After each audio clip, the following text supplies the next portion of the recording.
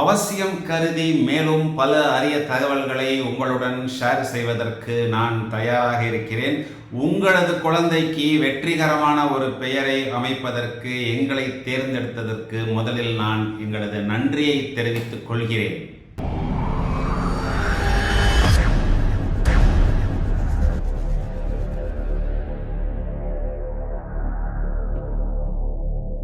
இந்த குழந்தைகளுக்கு பெயர் அமைக்கக்கூடியது என்பது ஒரு விதத்தில் எங்களுடைய ஒரு ஸ்பெஷாலிட்டி சர்வீஸ். அதாவது நாங்கள் விரும்பி செய்யக்கூடிய தொழில்.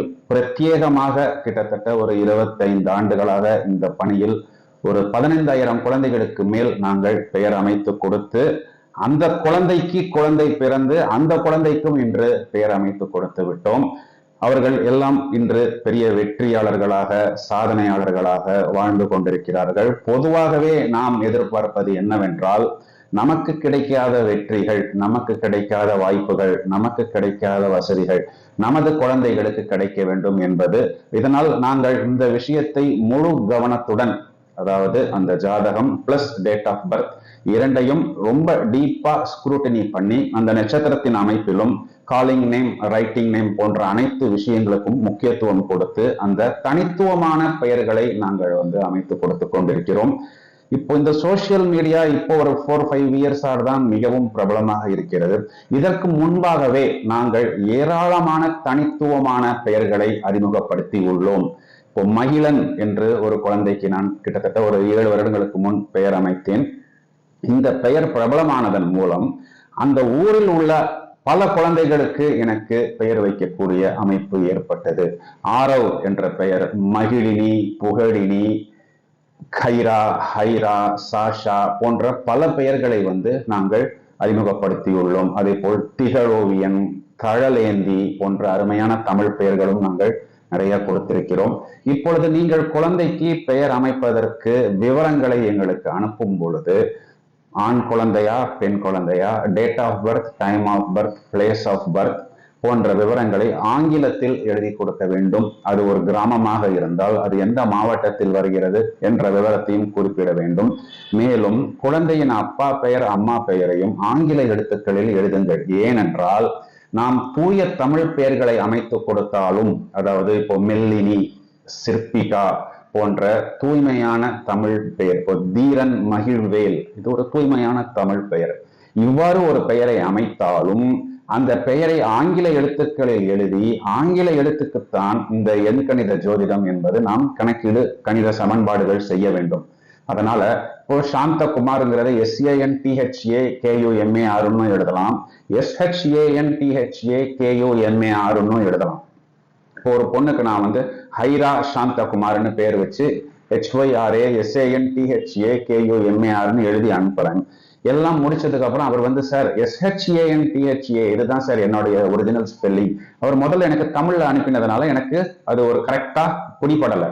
ஸோ நீங்க முதல்லயே உங்களுடைய விவரங்களை ஆங்கில எழுத்துக்களில் அனுப்புங்க, இல்லைன்னா அது டபுள் ஒர்க் பண்ற மாதிரி ஆயிடும். சில பேர் குழந்தையுடைய அப்பா பேர், அம்மா பேர் இரண்டுமே இனிஷியலா வரணும் அப்படின்னு எதிர்பார்க்கிறாங்க. இதை என்னன்னா, நம்ம அந்த ஒர்க்கை முடிச்சதுக்கு அப்புறம் நீங்க சொன்னா அது புதுசா இன்னொரு குழந்தைக்கு பேர் வைக்கிற கணக்கு ஆயிடும். ஏன்னா திரும்பவும் 0ல இருந்து நம்ம ஒர்க் பண்ணணும். அதே மாதிரி இந்த விவரங்களை முன்னதாகவே குறிப்பிடுங்கள். குழந்தையின் பெயரில் ஒருவேளை உங்களுக்கு குலதெய்வத்தின் பெயரோ அல்லது உங்கள் வீட்டில் இருக்கக்கூடிய முன்னோர்கள், பெற்றோர்களுடைய பெயர் வரணும், தாத்தா பாட்டியோடைய பெயர் வரணும், இல்லை அவங்களுடைய அப்பா அம்மாவுடைய பெயர் வரணும் அப்படின்னா இந்த விவரங்களையும் நீங்கள் எங்களுக்கு குறிப்பிட வேண்டும். இதையும் தவிர தமிழ் பெயர்கள் வேணும், குறிப்பாக எனக்கு பெருமாள் பெயர் வேணும், சிவன் பெயர் வேணும், முருகன் பெயர் வேணும். இந்த மாதிரி தனித்துவமா ஏதாவது நீங்கள் எதிர்பார்த்தால் அதனை குறிப்பிட்டு, உங்களுக்கு அந்த மாதிரி ஏதாவது நேம்ஸ் மைண்ட்ல வந்தால் அதையும் நீங்கள் மென்ஷன் பண்ணி அனுப்பிவிடுங்கள். சில பேர் ஐடில இருக்கிறேன், நான் சாஃப்ட்வேர் இன்ஜினியரா இருக்கிறேன், நான் இப்போ வெளிநாட்டுக்கு போக போறேன். இப்போ பேருக்கு ஃபார் எக்ஸாம்பிள் நீங்க எம் பிரணவ், அப்போ 27ல பேர் வர்ற மாதிரி அமைக்கிறீங்க.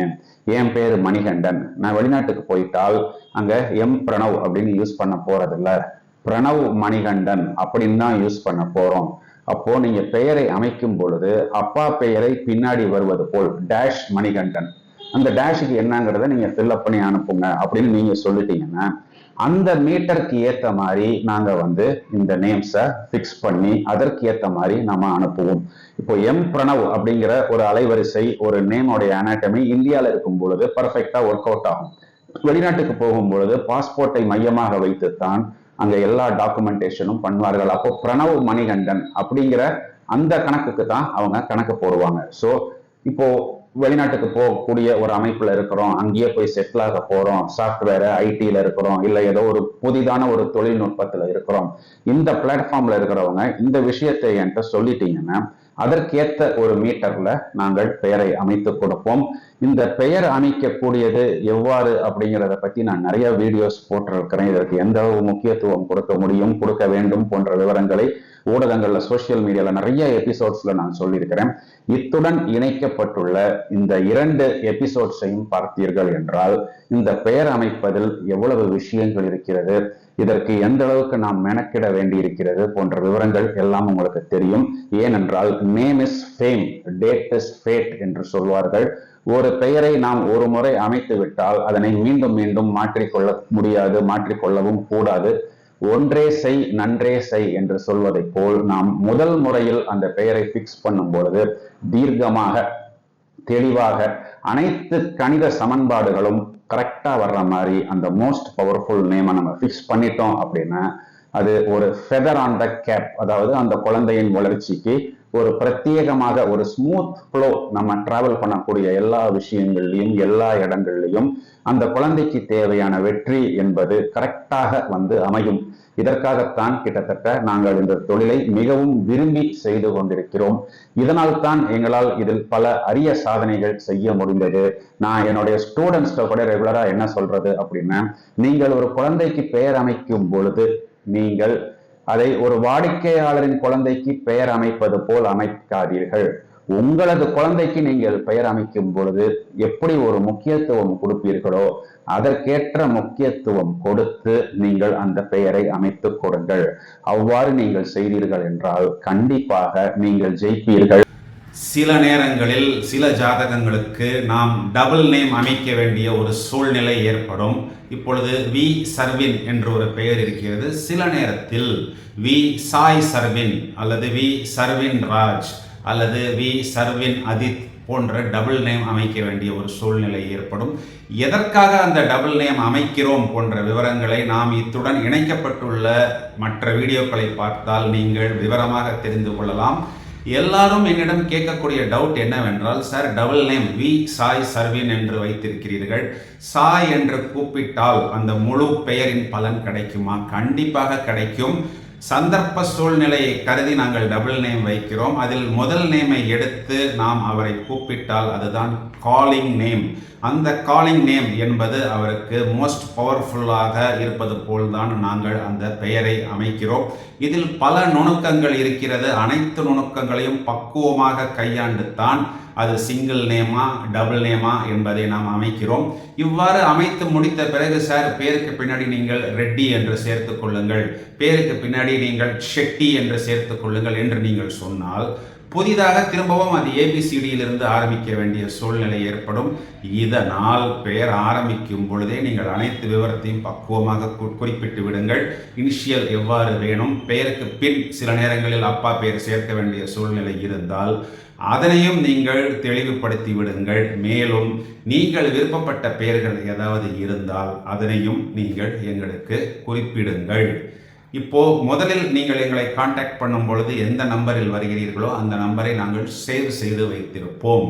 எங்கள் ஃபோனில் கிட்டத்தட்ட 15,000 கான்டாக்டுக்கு மேலே இருக்கிறதுனால நீங்கள் ஃபஸ்ட்டு எந்த நம்பரில் வரீங்களோ அதே நம்பரில் நீங்கள் வந்து எங்களுக்கு வாட்ஸ்அப்பு, ரிப்பீட்டட் ஃபாலோஅப்பு, ரிப்பீட்டட் கால்ஸ் எல்லாமே வரும் பொழுது ஈஸியாக நாங்கள் அதை ரிட்ரைவ் பண்ணி அதை அசோசியேட் பண்ணி டவுட்ஸ் கிளியர் பண்ண முடியும். நீங்கள் நம்பர் மாறி மாறி கூப்பிட்டால் சில பேர் ஒரே பேர்லேயே 200 கான்டாக்ட் எல்லாம் எங்கள் ஃபோனில் இருக்குது. இப்போ சுப்பிரமணியம்ங்கிற பேரில் பார்த்தாலே ஒரு 100 கான்டாக்ட், சிவகுமார்ங்கிற பேரில் ஒரு 200 கான்டாக்ட் இருக்குது. ஸோ நீங்கள் நம்பர் மாற்றிக்கொண்டே இருந்தால் கண்டிப்பாக எங்களுக்கு சர்வீஸ் பண்ணுவது கொஞ்சம் கஷ்டமாக இருக்கும். அதனால் எங்களுக்கு கொஞ்சம் ஹெல்ப் பண்ணுவதாக நீங்கள் ஒரே நம்பரிலிருந்து அந்த ஜர்னி முடிகிற வரை எங்களுடன் டிராவல் பண்ணுங்கள். கண்டிப்பாக உங்களது குழந்தைக்கு ஒரு வெற்றியாளராக ஒரு வித்தியாசமான பெயரை, ஒரு தனித்துவமான பெயரை யார் இந்த பெயரை அமைத்தது என்று எல்லோரும் கேட்கும் வண்ணம் ஒரு புதுமையான பெயரை அமைப்பதற்கு நாங்கள் காத்து கொண்டிருக்கிறோம்.